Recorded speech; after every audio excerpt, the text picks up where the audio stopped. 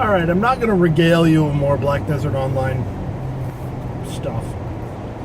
But in playing last night, actually, we were trying to get people together so that we could form the clan, which is a precursor to a guild, but for smaller groups. And we realized that unfortunately everybody had to be on the same shard and also physically present in the same location. Now, you only needed one person to start the clan, but in order to invite someone, you actually had to be in proximity to that person. And so I was on the Discord voice chat with one of the other members, and I'm like, this is 2016. Why do we have to still do things this way?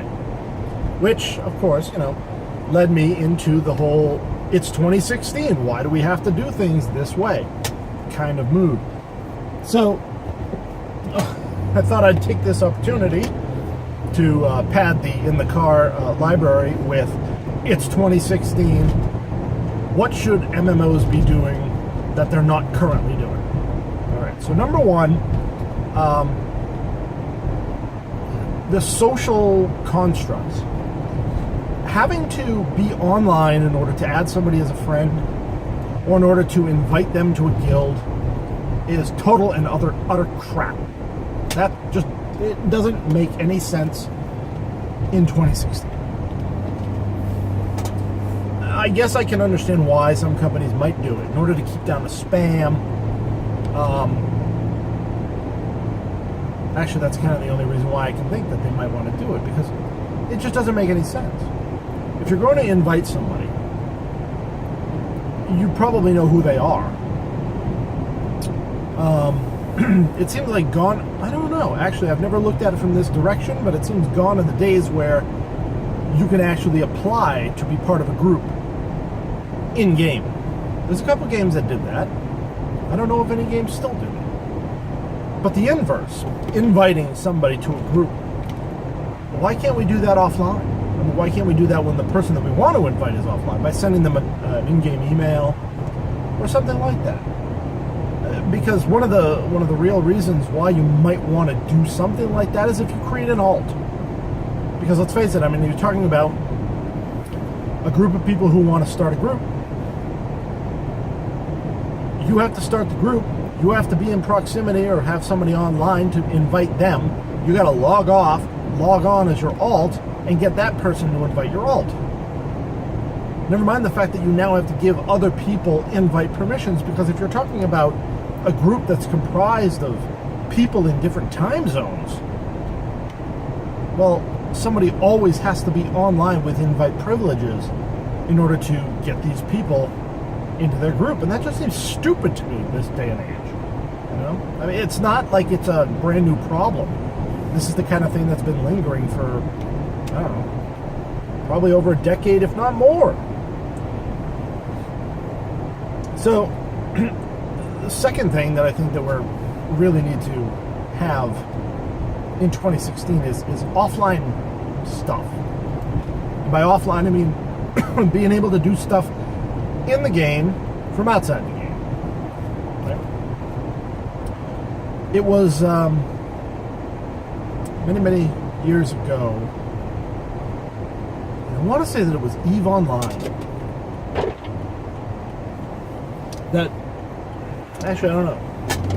I remember being excited about EVE Online, talking about it, but it may not have been them talking about a companion application that you could run through a website that would allow you to interact with in-game elements. So you could do things, especially on EVE, where you can start a manufacturing process and let it run for days. Or you have to log in to start training your skills, right? Since you earn skill points over time and not through actions. Being able to allocate those points when it's convenient for you sounds like the kind of thing that would be, really awesome. Since that time, we've had all kinds of interactive things. We've had being able to chat with people who are online while you are offline. I think EverQuest 2 has a website you can do that. can go ahead and manage certain things. I know that, of course, World of Warcraft has its interactive auction house that allows you to work with your auctions that way. Neverwinter and Star Trek Online have web pages where you can go ahead and manage your crafting jobs while you're not in the game.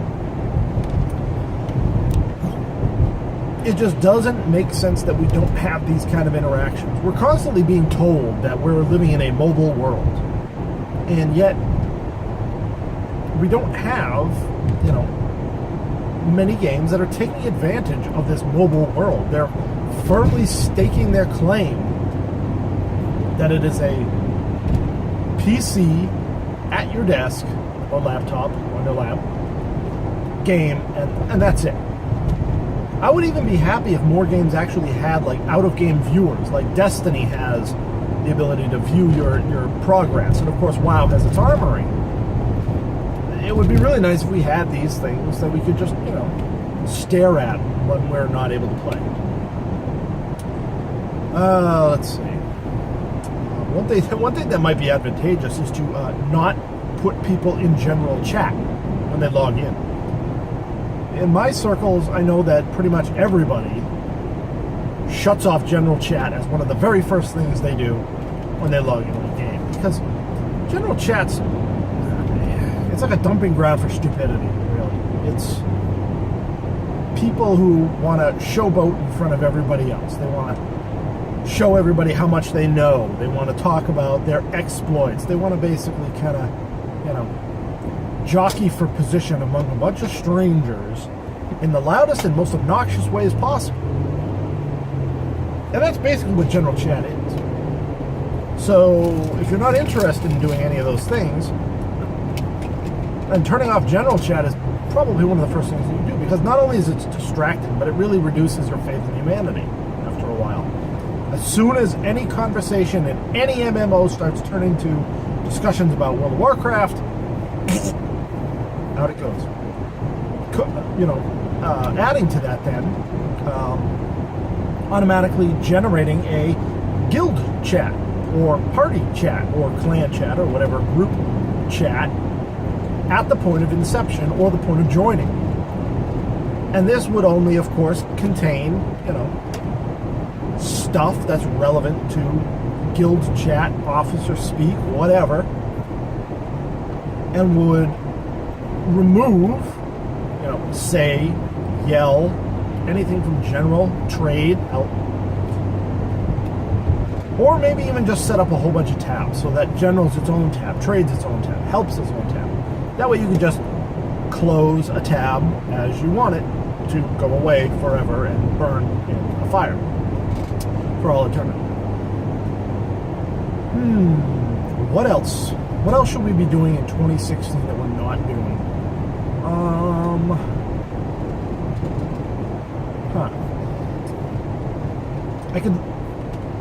I suppose we might as well, for completionist's sake. Housing. Now, housing is kind of divisive. People who love housing love housing. People who don't care for housing really don't see why developers should devote cycles to developing something that they in their infinite wisdom don't want to do. But you know what? Fuck those people. Because housing is more than just a place to store your stuff. It's a community builder. Allowing people to decorate their houses. Look at WildStar. Some of the stuff that people have done in WildStar is mind-blowing. Same thing with EverQuest 2. Give people building blocks instead of prefabs and just watch them go to town. And it builds communities. I mean, there are people who spend all of their time and effort earning the money or buying the in-game cash in order to obtain the materials or the goods that they need in order to design their housing. And the results are phenomenal. And that's kind of, it gives the architects a really good feeling, seeing their work appreciated. It gives people, something to do so that they can go around and marvel at people's ingenuity. And it also, gives the community something to do when they're not interested in bashing bunnies.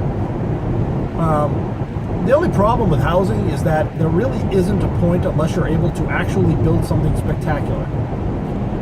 If you're just going to build something made out of prefabs and just because you can, I don't know. I'm not going to knock it. Some people would probably enjoy that. If there's the ability to store stuff in your plot, that's also cool. What I would really like to see, though, is an empty plot that is available to guilds at a low cost, and then you can designate people with permissions to build on that plot, and they can use guild funds, guild resources to craft or buy materials to build stuff for the guild, right?